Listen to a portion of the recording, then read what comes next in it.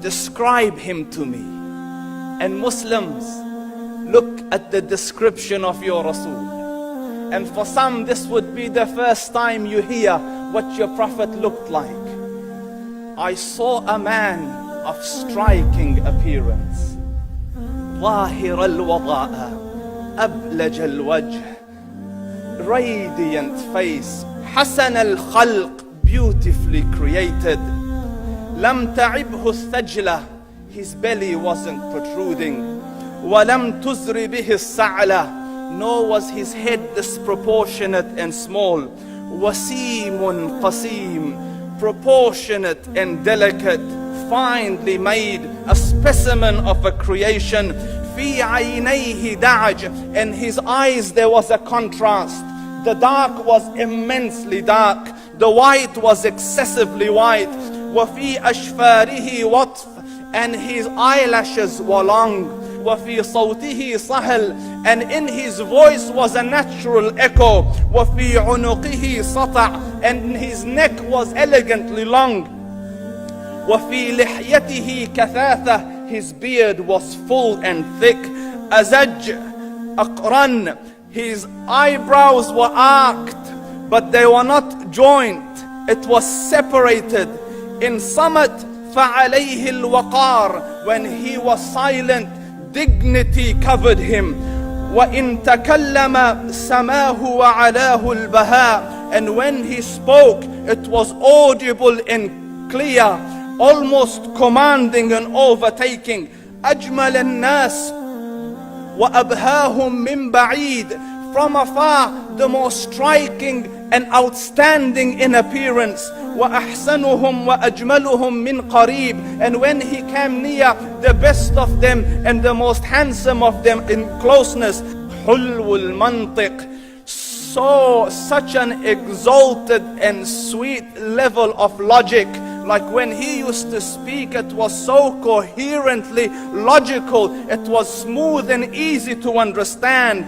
فصل لا نزر ولا هذر, he was to the point, not excessive nor too short. كأن منطقه خرزات نظم يتحدرن, his logic, his utterances, his words were like jewels coming out of a necklace, calculated, polished, one after the other, it would flow magically. ربعة, he was medium in height.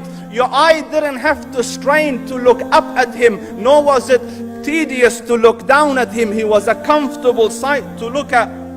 له رفقاء يحفون به, he had friends, the people that were with him, they were working around him to try to serve and protect him.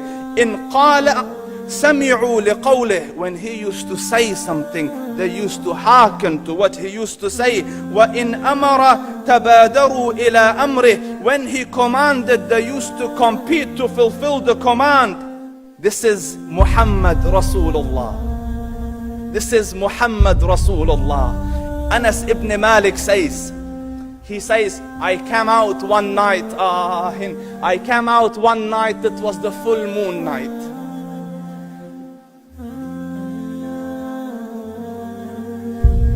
And I looked at the moon, and in the desert, understand, the moon is an awesome sight.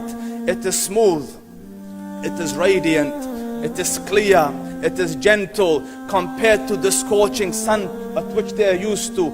So the moon was the epitome of beauty. So he says, I came out at a full moon night and I looked at the moon and I saw it beautiful, handsome. So I said, let me go see if the moon is more handsome or my Prophet is more handsome. Let me see if that is more beautiful or the Prophet is more beautiful. So I went and I saw him standing afar. So I looked at his face and I looked at the moon, and I looked at his face, and I looked at the moon, and I looked at his face, and I looked at the moon, and he said, Wallahi, he was more handsome than the moon in its entirety. That is just the look of your Rasul. Aisha radiyallahu anha says, I was sewing with the needle, my needle dropped in the dark, I couldn't find it. I said, Ya Rasul, I can't find it. He moved his face close, and I swear, out of the radiance of his face, I found my needle.